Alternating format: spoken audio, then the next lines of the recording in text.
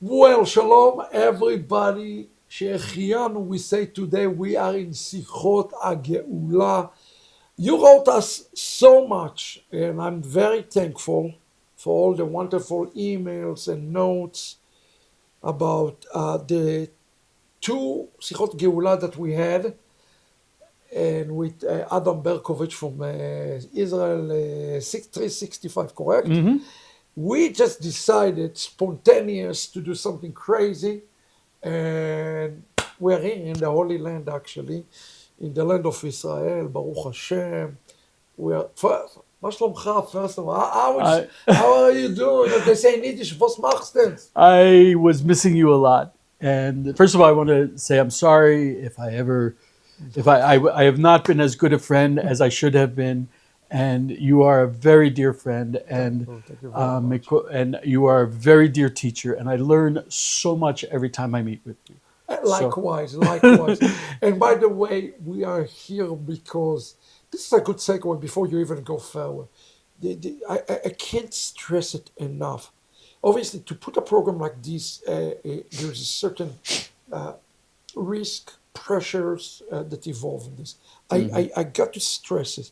There's tremendous respect here, and you just see two Jews talking about relevant topics, and even if there's some disagreement, there is no intention to dishonor, disrespect, or also try to quote unquote change. It is maybe in some places there's machlokets for the sake of heaven, but a lot of time you're going to also hear a lot of agreements, and that's also good to have. And please, I just ask everybody for a few things. We are seeing such a tremendous growth in programs like this, okay? And if this is something that is valuable for you, first of all, spread it. Spread it. Every like, every question, every comment. We're going to also give Adam viewers in his channel a way to comment and ask questions. Ask us questions. We love questions. Question is very Jewish, but also I'm going to ask everybody not to write comment like Jesus is Lord, read Isaiah 53. One day you'll Yeah, find yeah, yeah, Jesus. yeah. Please let's not do that. That's not the purpose of those No. things. We really want to talk and bring you a little bit to our It's world. like I always see this kind of thing. Like if you go into the Holy of Holies, you see the Ark of the Covenant. You have the two cheruvim, the two cherubs, looking at each other. And where's the Shekhinah? Where's Hashem? In the middle. Amen, If amen. they're looking at each other, and if they're talking, and if they're connecting, that's Hashem. That's where God is. Well, and that's it. And this again, it's called Sichot HaGeulah because there's one thing I think everybody can agree, and the viewers can agree as well. I said it to the yeshiva this weekend. The moment I get to Eretz Israel, and I'm just going to ask you the same question: do you sense? You smell the fragrance of Mashiach. You smell him. You It see. is like I don't even question anymore. When I first started writing about Geulah and prophecy 12 years ago, people were like, "No, this has always happened." Ever since COVID started, and especially after the war in Yeah. Ukraine, and especially after the war in Israel, no one's asking.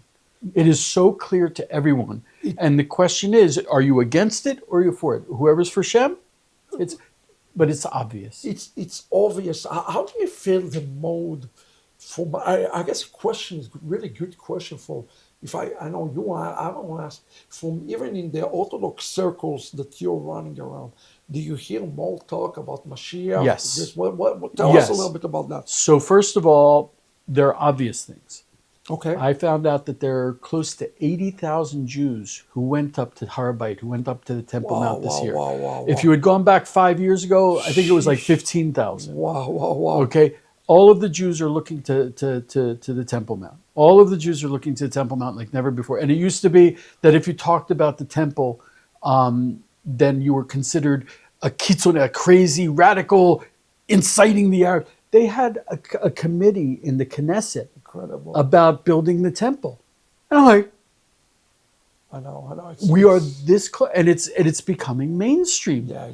Um, I got to find something else to be special. This is becoming my mainstream. goodness, And it's and insane. and even the non-religious, the IDF cannot keep tzitziot on the shelves, on the fringes. All of the We, non-religious. we something, you know, it's really interesting that you bring up this point. People don't understand that there was. We talk about all the terrible things obviously that happened after October the 7th, but one thing that we can see clearly in the nation that there's a real, I hate to use this term, but I'll use it anyway, a real messianic revival Yes, of just returning also of yes. teshuvah. And I'm not talking about among the secular, you know. No. Also among the secular, also among the religious, and it's kind of funny. First of all, definitely among the secular, but also, for example, the major Orthodox rabbis say it's forbidden to go up to the Temple Mount. But if you go up to the Temple Mount, it's just Haredi Orthodox men and women, and not Right. just religious. They aren't listening to the rabbis anymore. They're saying no, we're doing this, and they just opened up an Orthodox, ultra Orthodox division in the IDF, Amazing. and it's the But ultra people need Orthodox to is getting on board. understand it's not like something you can take all the Haredim and just bring them. There's a different level of kashrut for them. You need Yeah. mikvahs for them. It's a tremendous effort. You can't have a woman officer. Yeah. So even when we talk about the drafting law that they're trying to pass, Right. you're talking about revamping the entire IDF for this. I know this is not the topic of the hours, but just I think let's it's talk a little bit about the actual things happening in the country. What's your take of what you're seeing right now as somebody from Orthodox Zionism? What's 1 week before the October 7th war. There were massive rallies and demonstrations in Tel Aviv. That was a civil war. It was ripping the country apart. Literally, And as soon as October 7th happened, and I'm going to cry, yeah, we all came together. yeah. Totally. Yeah. So much unity, so much brotherhood. And that's a miracle. It's really, that's And we where need to pray about this because we're coming to election year.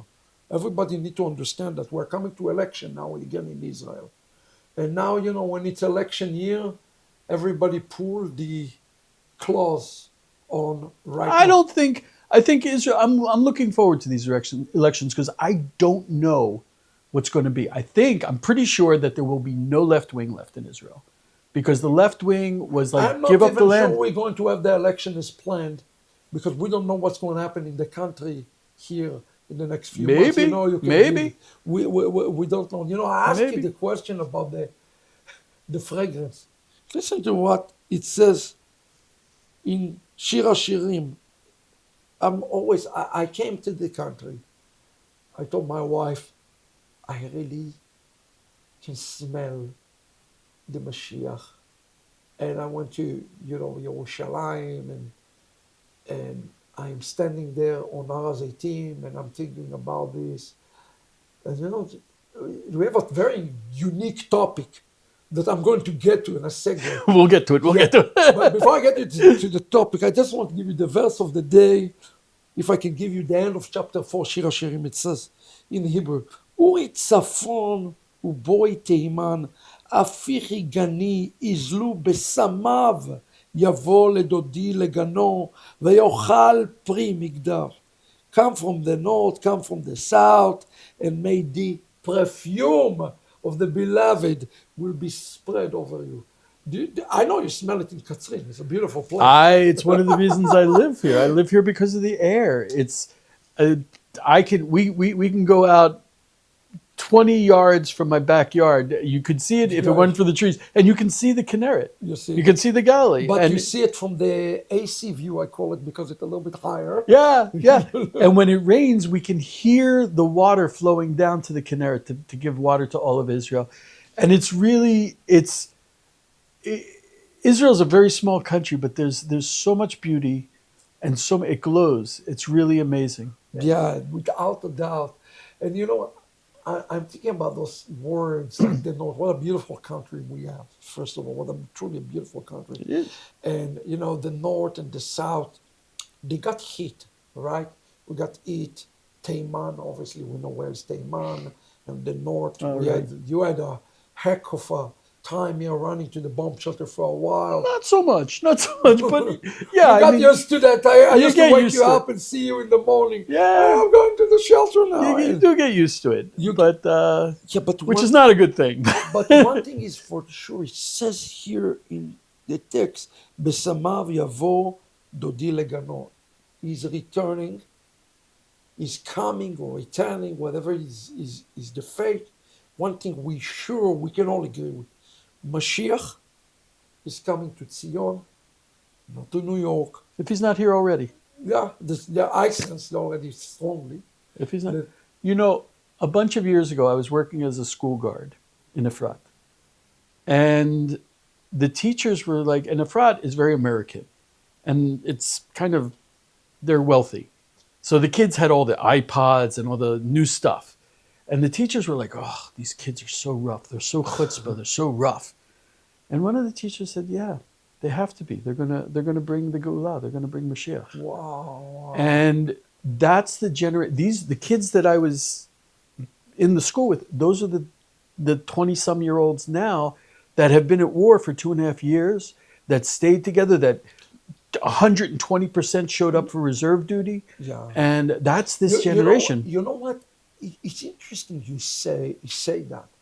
Last weekend, I was in the Gaza village. And by the way, friends, amazing opportunity. Tu B'Shvat is coming. We're doing a major planting in Tu B'Shvat of many, many olive trees, exactly where the bloodshed took place. You know, the interesting thing, I'm thinking about what you said now. He said to me, my good friend Uzi, he says to me, you know what was the real miracle?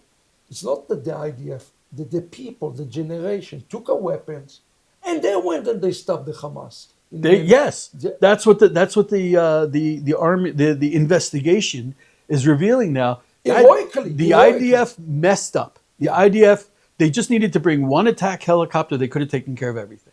yeah. But what happened? They had the quick response teams. Every town, every settlement has a quick response team. These are the fat old house guys like me. And they'll go out once every couple months and run around with M16s and pretend like they're soldiers. Okay? Man. And these are the guys who did it. I was on it, and I was a fat old guy with an M16. Okay? And they were the ones who saved the entire It's country. incredible. Saved them. They went out, and anywhere where they didn't go out, the whole community was wiped out. And anywhere they did go out, b'li nara. So if they hadn't stopped them, Hamas would have kept going. You know, it's interesting. We're talking about those things, and we see you talk about prophecy for a long time. I've been writing prophecy a long time. It's kind of amazing to me though to see how nevuah is really being fulfilled before our own eyes right now. In real time. And we have a very interesting topic to you today. And before we get to the topic of the hours today, I'm sorry, we won't talk about a lot today. When we get together, this happens. We will do our best. But if you like those type of programs, share it and like and consider also supporting it. I'm sure that also, you know, if you want to be in contact with Adam, and we have the contact on the screen, write him a note because it's not easy. We don't take it also for granted being able to sit here with you. But you know, we talked. So I was in. You know, it's kind of funny when you go to Har-Hazeitim, to Mount Olives, because you know, as you know, it's on the other side. It also has become much more also a lot of Arabs in the other side. And not the nice kind. Yeah, not necessarily the nice guy. And then, you know, I stopped there. I went very early. I wanted to experience sunrise. Never mind, I was not able to, you know, how traffic is in Jerusalem. I got a little bit later, and I'm just sitting there, and I'm thinking about all the Jews who were buried on Har-Hazeitim. And why would a Jew want to be buried on Har-Hazeitim? It's very obvious, because it's a certain place, they call him the prophet Zechariah, that the Mashiach will come and set his foot, and we're going to see a lot of things happen. And you know, I was thinking a lot about this, of the topic that you're going to introduce and so forth. And this is something very important for all of us today. there is something, a passage, very interesting in the Zohar, which I'm not going to get into in depth, but it's explained what's going to happen in this day. And I want, with your permission, to give a short explanation, because it sounds like science fiction. Why am I saying science fiction? It says when Mashiach set his foot of Mount Olives, few things will happen. Number one, it says that living water, it says in the Pshat, a living water will come out of the ground. There's a huge reservoir of water there. Mayim Chayim, it's going to come. Then we'll do V'shavte Mayim Besasom and Mayim Yeshua. It's going to be a glorious time. The Midrash Haggadah also said that the Aron Kodesh is going to be reveal himself. That it's not, that's a bonus. That's I would love to know. Number three, all the Muslim graves will be flattened out, which is good. It's also a very good thing. But then the other thing it says, and it says is in the text, there will be a valley that will be opened from there all the way to the Mediterranean Sea. Think about it, it's like 50 kilometers or 60 kilometers. It's significant thing. Now, there's another thing that is happening, which I found the most shocking of all, that lead us to the topic of the hours that we're going to be talking about. It says in the Zohar, and don't quote me, I don't give you the exact language of the Zohar here, that somehow people appear in Yerushalayim that were not there. It's like a hocus pocus. Have you ever seen those boxes? You put somebody down, you do abracadabra, and they disappear, and then you do, they show up. Somehow, people are appearing in Yerushalayim that were not there. It's like the final ingathering, which is chilling. They don't get on Boeing. They don't get on El Al flight. Something happened. Now, Christians have this expression, the rapture. And I must say something about it. Anybody think, this is my personal view, and I don't want to speak for Adam, but I will say for me. Anybody think that if there is such thing of a rapture, which now I see in the Zohar, to do HaGeulah in heaven, while Jews staying here, I'm telling you, I'm very worried about your HaGeulah and the HaGeulah that you have. I believe that there is going to be some sort of ingathering of Yehudim and non-Jews that is taking place. And I really would love to hear that, because the topic today is big, is huge, is more than who it is. And I know you wanted to introduce and talk a little bit about the topic of the Aseret HaShvatim, the 10 tribes, and who's coming back. But I think the one thing we can say right now for certainty, there is an invitations that being issued all throughout the world. We're seeing an ingathering.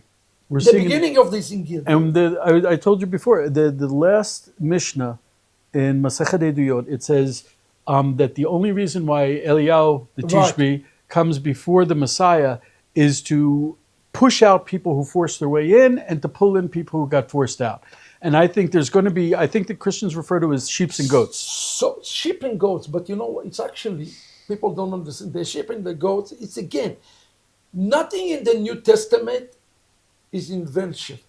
Your prophet Yecheskel, Ezekiel, is speaking about this separation that is taking place. In the language of Hasidut, it's called Berurim. Yes. We are in the time of Berurim.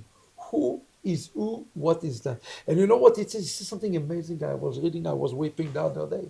It says, when the Berurim is over, the Chiburim start. Oh, that's lovely. It's lovely. It's lovely. Chiburim is the joining. So let's talk a little bit about the Berurim. I know you wanted to build something from your heart. So something that I asked you, because this has been a dilemma for me. I've been trying to connect to Christians for over a decade now. How is it?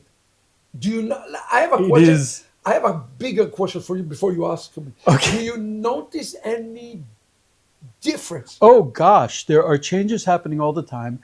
And I really believe, and a lot of my Christian friends say this. First of all, they don't always define themselves as Christians anymore. Okay. They, What do they define themselves as? it gets hard. It's hard to say. It's hard to say believers. It's hard to say. Yeah. But people tell me we're leaving churchianity. We're leaving. Okay. But they're starting to ask questions that they never asked before. I think because of Israel, because we are clearly in prophetic times. Because Israel's here, the Jews are coming back, and a lot of other things are happening that's showing them. So there are changes happening in Christianity, very essential changes, and Christianity is splitting into two, and the division is over Israel and over replacement theology. Yes. And it's an interesting division that's happening. So this, Talk to me.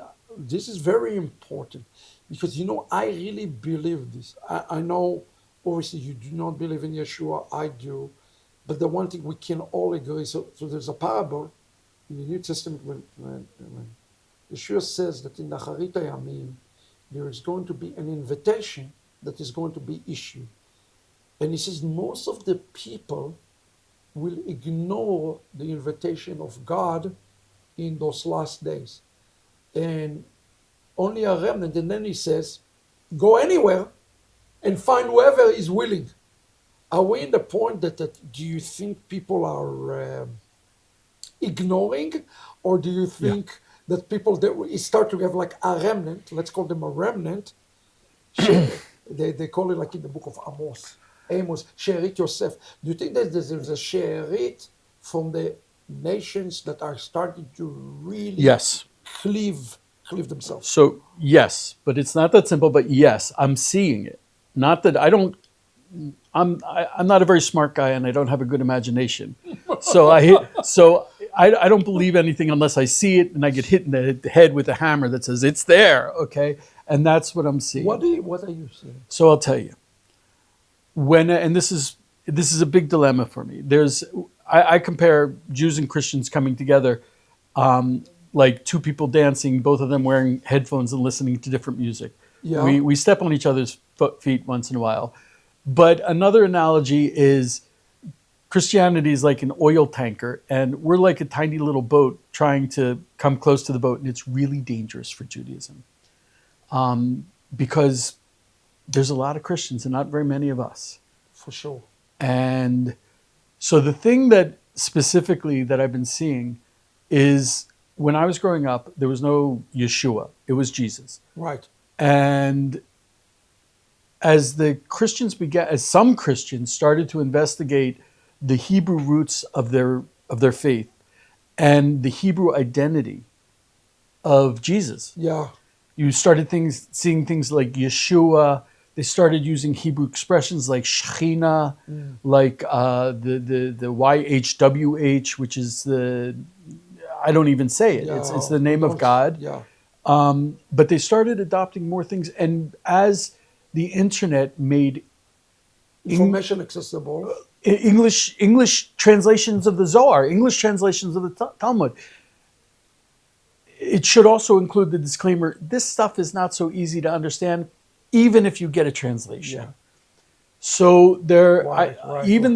Especially from the people who are trying to come close to the Hebrew roots and to understand the Jewish sources, there are some damages being done. And it's scary. I mean, when we were the church, the Catholic Church especially, instituted replacement theology in order to distance the Christians from Judaism. They said, "Oh, the Talmud, bad. The rabbis, you can't trust them." So they did that to keep Christians away from learning the Jewish roots of their religion, of their faith. So when Christians say, well, the Talmud and the Zohar are dangerous, in a way, partially they are right. It is dangerous if you do not have the proper framework for those things. Yes, if you don't have a good teacher. Actually, it says in the Gemara itself, don't study it unless you see it on the knees of Chachamim. Right. Which, it's very anti-Christian from perspective Christian said, well, I have the Holy Spirit, and that's the only thing I need the Holy Spirit is to learn it. Where Judaism said, no, you must learn Right. it in a group. Right. Why is it dangerous, in your humble opinion, even? And I want to stress something. You don't say don't touch it or don't learn it, but you said there is danger. Even something, let's take something more simple for a moment, not Gemara. For example, Torah. I'm talking about the Torah. Even that can lead to some danger, great benefit. But right. If you don't like, when I was learning a little bit of the New Testament, I was always looking over where's the Rashi. You know, we don't learn without commentaries. We don't learn without a rabbi, and we never learn alone. We always learn with a study partner. Right. And it's like when you walk through the forest, it's scary, but if you're holding someone's hand, it's not so bad. And especially if you have a rabbi to guide you. So, for example, let's take the example I brought of the Yud Kei Vav Kei. Okay. We have the Ten Commandments says don't take the Lord's name in vain. Right. So Jews, that's why we say Hashem. Right. And we even don't, even if I'm reading in the Torah, if I see the Yud Kei Vav Kei and I don't even spell it out, we say Adonai, right, which means master. We don't say the name, right, because we're very, very careful that we don't want to take God's name in vain. So I see far too many Christians when they get access to the Jewish sources, thank God they don't know enough Hebrew to spell it out in Hebrew, but they'll write YHVH or YHW. And I want to stress it to degree. Judaism, in my humble opinion, is the faith, from all the faith, that have the most amount of grace. Actually, that's beautiful. And I'll tell you, that's what I believe. That's beautiful. I see in Christianity something that's very binary. If you don't agree with what I say, you're right and you're wrong and I'm right. Judaism does not take this approach, okay, that one, Shivim Panim LaTorah, 70 faces to the Torah. However, there's also framework, like, and one of those things is the big one. We don't say the name of God. Right. And I do want to stress to you, a lot of you like pronounce it because nobody ever taught you why we don't do it. And you know why? Because today in the world, there is no concept of Kodesh, of holy, in anything. And I don't know if that's a Western culture thing, but for example, it's like I love my wife, so I don't just like walk up to my wife and God forbid, slap her on the bottom or something like that. She's holy. That's my holy wife. Right. I have to treat her like a queen. Right, that's right. Okay, the name of God. I don't just say it. Exactly. It's holy. That's right. The Sofrim, the scribes that write holy books and the Torah and mezuzahs and tefillin, if they have a day where they're going to write the name of God, they go to the mikveh. Without a doubt. Okay, so it's kind of it, and even though they're spelling it out in English and it's very distant from the actual name of God, it's scary for me. I'm like, how can you do that? Right. But it's become dangerous, I think, what I'm hearing from. So there are also danger because we have to understand, it's like you look at Facebook and people write Hebrew and it's like full of error, full of mistakes. And for Jews, it will be like a huge, like, kind of thing. Yeah. I want to stress to you, there is grace and mercy to learn and to grow, but it's also important to remember we deal with holy things. Right. It's a matter of Kedusha, and we have to be very, very careful now. Yes. But coming back to our topic of the hours, look, the nations are coming, and I think nobody can stop that. Right. Nobody can stop this portal to Yerushalayim. It is a freight train. It is a freight train. It's a train, and it's open, and what should be, first of all, what should be our attitude? Because I say, Baruch Hashem, but understand the weight of the matter. It's kind of like teaching your 16-year-old kid to drive. It's like on one hand, you want him to get there. On the other hand, it's like, it's very scary for me. It's scary. It is very scary. I got to tell you, since this is a real talk, sometimes I'm watching you on Facebook, and I'm seeing you talking to the, not 16, 15 and a half years old with a permit. Yes. You know, Yes. and I can see that it's consuming. And I want to make sure this is Jewish talk. We're not here to talk down at anybody No, or and condescending. I Everybody, just want to emphasize, I have a lot of Facebook friends. I wish I had more, but I'm actually being very careful about who I bring into my group because of this. But there are some people who they don't even have good intentions. They say, "Oh, I'm going to convince Eliyahu that he should accept Jesus."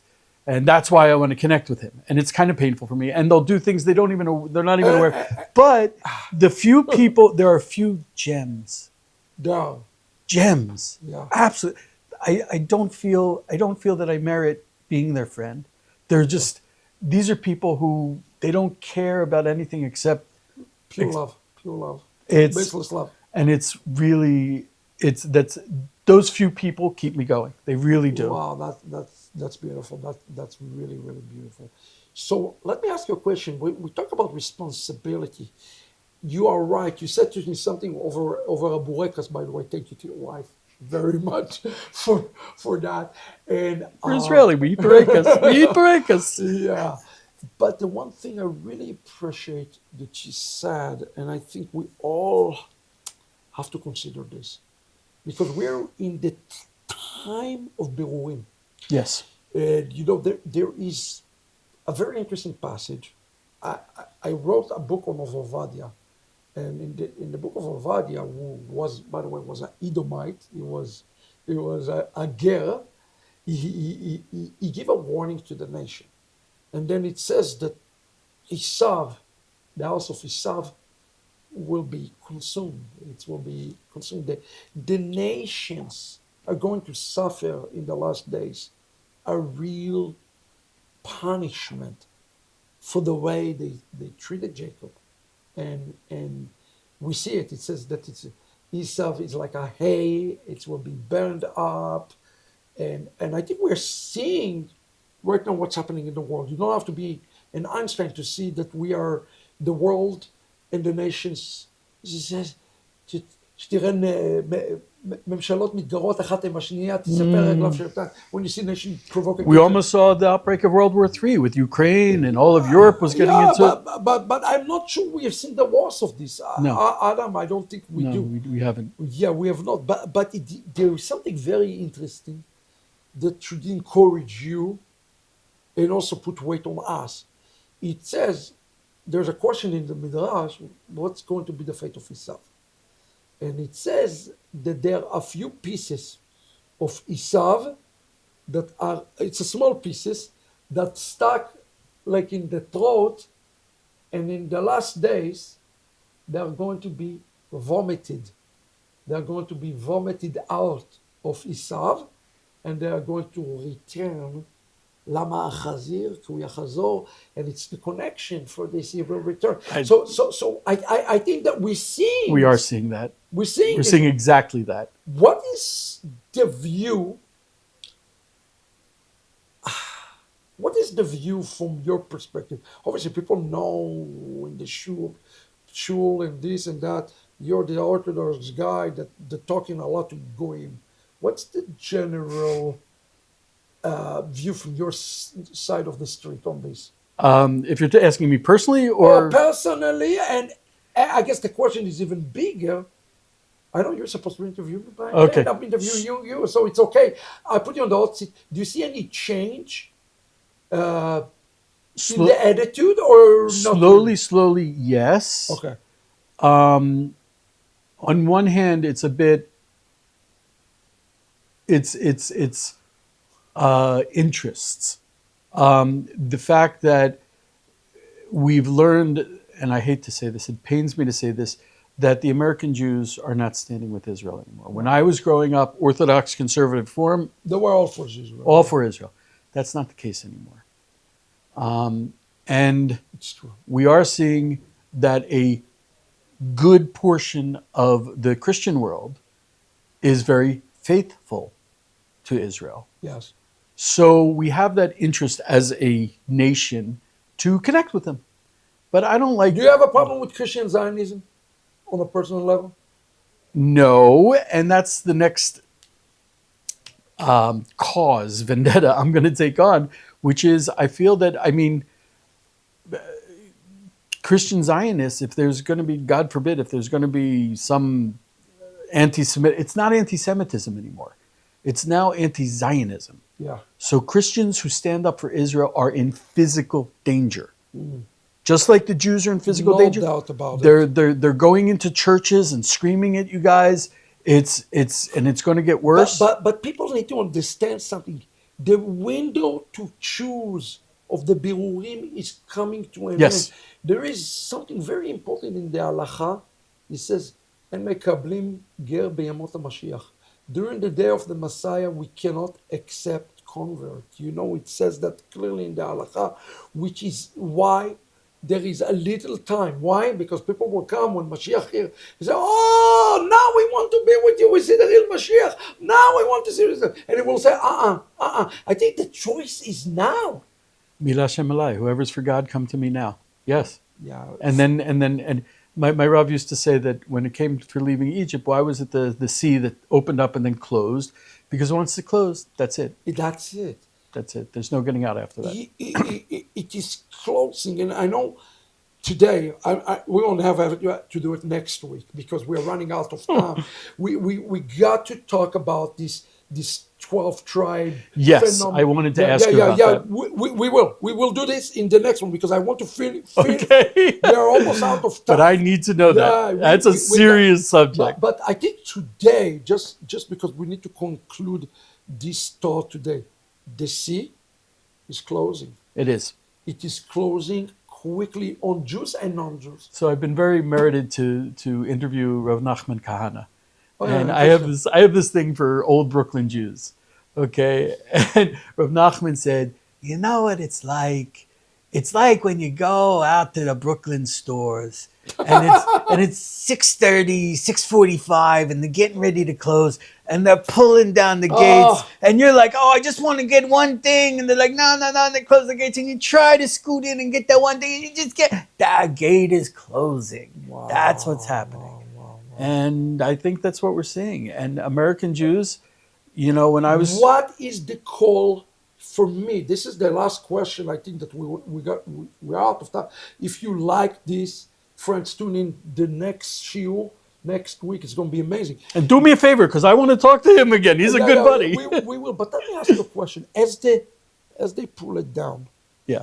What, in your humble opinion, I'll give my opinion too, what is the job of the store owner, meaning the Jew, and what is the job of the one who tried to sneak in, the non-Jew? Let's talk about it in a practicality, because I think that's what everybody wants to know. What should I do right now? I always tell the Christians that one of the reasons why I'm teaching them about prophecy happening, I want them to embarrass Jews. Okay? I call it getting 126th. Psalm 126. Then the nations will say how wonderful it is what God did for you Jews. And then the Jews will be like, and then they start doing more mitzvahs. They start getting serious about Hashem. They start thinking about moving to Israel more. Embarrass them. Do the Psalm 126. Be that prophecy. So let me ask you, how do you embarrass Jews, or the word of the New Testament, provoke them to jealousy? But not to wrath, not provoke them to zeal, to be more zealous Jews. How do you make a Jew? How do you make a Jew a better Jew? Can you imagine, let's say, a conservative Jew in America, and the Christian walks up to him and says, hey, this week is Parsha Shemot. We're learning the Parsha of Exodus. We're all reading the portion of Exodus. What do you think about the portion of Exodus? And you have this Jew saying, I didn't even know it was. We were which is 95% of the Jews. Yeah, it's 95%. All you have to do is just to ask him, show him, look, I'm interested in Torah. Yeah. My boss. So you're for Torah for the Gentile? Oh, absolutely. My boss, one time we covered the story about the red heifers coming to Israel extensively. 5 red heifers. Christian group brought 5 red heifers to Israel. Ongoing story, very big. My boss was flying back from America. Sitting next to him was a Haredi Jew. And the stewardess had a gold cross. She was a Christian stewardess. It wasn't El, but cross. And she comes over and she's like, oh, she looks at the gentleman wearing black, which was not my boss. And she says, oh, you're an Orthodox Jew. And he kind of laughs. He's like, yeah, it's pretty obvious. I'm an Orthodox Jew. So she said, oh, you know all about the red heifers that they brought to Israel, don't you? Yeah, like I have no clue. And he's like, No. no, I have no idea what you're talking about. And he's thinking, I don't have to pay attention to her. And my boss just laughed and he said, oh, yeah. Wow, that's So, that's and I spoke to the people at Shiloh, where the red heifers are being kept. I spoke to them this morning. And for a long time, all of the people who went to see the red heifers were Christian. And now they're saying, yeah, a lot of Orthodox Jews are starting to come. It's getting Psalm 126. You are being Psalm 126 when you get the Jews to be better Jews, to be interested. The question is beautiful. The question is, when the 10 nations grab hold of the tzitzit and drag the Jews, are they dragging them or are they being dragged? I think it's a little bit of both. But you see, this is the dilemma. So this is, wait, before we get there's a lot to say about what you just said. But before we say that, what about this store owner? What is your I don't think I'm what the is store owner. what Judaism is. Judaism is the store owner. They are the holder. Listen, I am quoting not what I say. The New Testament says the Jews, all the promises, the covenants, the Torah, the Avodah, they are the store owner. According to the New Testament, they are. What do you mean? They are the store owner. What is the job of the Jews? I think the problem with prophecy is we know what's going to happen. We don't know what it's going to look like, and we don't know the timing. We know what Hashem, this is right. You know what is the authority, what He give us. We know. I remember there was a point during COVID when they almost closed off entirely flights into Israel. Yeah. And so many Jews were shocked because when I was growing up, the Orthodox Jews always said, oh, when it's clear that the Mashiach is coming, we'll go to Israel. Now I'm not sure the doors will be open. Yeah. This is time bound. You have to keep in mind, it's not. Adam, you are dancing around the question. What is the Jew need to do for the people to come in and get the basic ingredients to overcome the difficult days? What do we need to give them? I think that it's clear. I mean, when we need the third temple, we need to be better Jews. So are you saying we need to give them Torah? We need to be a light. We need to give them Torah. We need to help them understand the New Testament better. Which once you learn a little bit of Talmud, a little bit of the halachas, when you learn the Old Testament, the Torah, like we learn it, all of a sudden there's so many things. And I'm not talking in a big theological. I mean, come on. It always blew me away. Oh, it's baptism. No, it's mikvah. It's mikvah. If you learn about mikvah, you're learning about baptism. That's right. If you learn about Shabbat, that's right. Then you understand Jesus in the wheat field with his disciples. Right. If you understand about Jewish marriage, then the whole thing about Joseph bringing Mary to Bethlehem becomes really clear. That's right. You just get much more deep into it. It starts making much more sense. So it's a story about Jesus, but okay, but it's still a Jewish story. No matter how you dissect it, it's a Jewish story with Jewish context. I think the Jews have to teach New Testament to the Christians. No doubt, no. Maybe that's how we will be dealing with anti-Semitism. By the way. Yes. Yeah, I agree with you. Let me give you my two things. Sure. About the store owner, this analogy. It's a great analogy. I like it. I got a mental picture. I think I've been in this position more than once. That's Rav Nachman. He's not amazing. in New York, in Israel. So I understand it. So look, I think very simple. The one who is the one who's seeker, you have to be persistent. one thing that I would say, when you see the walls coming down, nobody's going to wait for you here in a red carpet. We need to see your desire and ratzon and kavanah and sincerity. So I think one thing that is very important is to see how serious they are, because I think one thing you said hit me really hard. And I kept on seeing it again also in the Midrash. In the last days that we're in now, I think it's going to cost anybody who is associated with Jacob, not necessarily Jacob, but associated with Jacob, is going to suffer. They're Yeah. going to suffer. Yes. So I think part of it is being willing to go through suffering is a huge. Christians aren't used to it. Mm-mm. And we're seeing what's happening in America right now, and those are standing. And I think it's going to get worse and worse and worse for not just the Jews in the diaspora, but those who are also associated with the Jews. Absolutely. The other thing that I think is really important, and I want to talk to now from the other side, for those who believe. You brought Zechariah 8:23 and the wonderful prophecy about the 10 goyim who will hold the garment of a Jew. And the question always remains, who is the Jew? Now I want to challenge everybody. We have some problem here in the Hebrew. Yachaziku asara goyim kanaf ish Yehudi vayamru Adonai imchem. The Lord is with you. The word in Hebrew, imchem or itchem, is plural.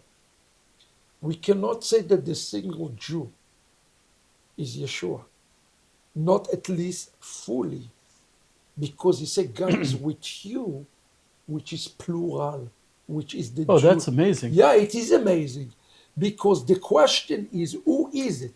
So where we see the term איש יהודי, אז יש פה רמז, זה במגילת אסתר, זה מרדכי. Mordechai is a picture of Mashiach, but it's also a picture of all the Jews. So even if you believe in what you believe, the Gra brought it really strongly. He says that is the Yechidah of the Mashiach, but it's also all the Jewish people. What I'm trying to say is this. Any Jew, I know it's not going to sound and offend a lot of people, but any Jew is a particle of the Mashiach in essence here. So when we say Lachazik, you cannot say, well, I love Jesus, and have nothing to do with the Jewish. It's impossible. So anyway, I wanted to bring this thought to everybody. I think what I'm trying to say is we have to have the alignment fully with the Jewish people, not from the purpose. I love the Jews because Jesus was a Jew. I think that's a very simplistic way to look at that. No, I love the Jewish people because in every Jew there is a particle of the Mashiach. That's why. So I know people going to go, but this is Chavot Talmidim, the Pir Zetzner, he says, Chavot Talmidim is how to teach. Yeah. And he says, when the teacher looks at his students, Jewish students, he should understand that there is a physical piece of Abraham in that child. Exactly. And I think that should be our ashkafa. And by the way, he says, Yachaziku. מה זה יחזיקו? יחזיקו זה מאוד חזק. Listen, it's going to get tough. It's going to be tough. I want to see the toughness of the people who are going to come here and stand and work and serve and defend. And I know there are some like this, but we need more of those people. So when you close the gate, and I know, listen, please don't be offended. Some just say, you're going, we're not going to teach you Torah. Don't get discouraged. Frankly, don't get discouraged. No, embarrass them, demand it. And there is a lot of reluctance, and this is what I work on for the Jews, is to get them to open the door. Now, you said everything, I said everything, but I want to throw to what I think really you need to do. Okay, that's going to open a can of worms. Next week, we're going to talk about 12 tribes. Listen to this. Since we're getting ready to Purim, for Purim, listen to this. In the end of the Megillah, it says, Ve'amar, the follow. Listen to this. וכל עיר ועיר מקום אשר דבר אדוני ודתו מגיע שמחה וששון ליהודים משתה ויום טוב ורבים מעמי הארץ. Oh, really? מתייהדים כי נפל פחד היהודים עליהם. What is it going to happen in the last days? We know that even the day of Mashiach, Purim will be still celebrated. It says so in Yerushalmi. He says many Judaize themselves because the fear of the Lord is falling upon them. Listen to me. I'm going to say this. I do not believe in a physical giyur unless there is some unique situation. I don't. But I'm going to tell you what I do think ultimately we need to do today. I agree with you. I don't believe. No. I don't think that I never try to convince Christians to stop believing in Jesus. I don't. But I am saying there is one conversion they all need. They need a Jewish heart. Yes. They need a giyur, like we can talk about what the giyur rooted. That's another topic for another day. But a giyur for neshama Yehudit, for a Jewish heart. So when you come in and he asks you what is you want to buy in the store, I will continue with the analogy. You don't tell him I want to buy the non-kosher product. You tell him no, I want the gefilte fish. You follow because your heart is to the gefilte fish. And for gefilte fish, he might keep the door open. Exactly. But not for the pork. Not for the pork. Exactly. Eat gefilte fish. That's what we're telling. Listen, a beautiful conversation. Adam, can you come next week for quickly? I would at the drop of a hat. Okay, we have to talk a little bit about 12 tribes. It's a big Yes, topic. we do. Okay, but I think if you're liking this, please subscribe, like, and also encourage. Tell your Jewish store owner here, keep the store owner open because you need gefilte fish. Without a doubt, you'll find plenty. Adam, Amen. היה חזק. תודה לכם. Thank you everybody who are watching.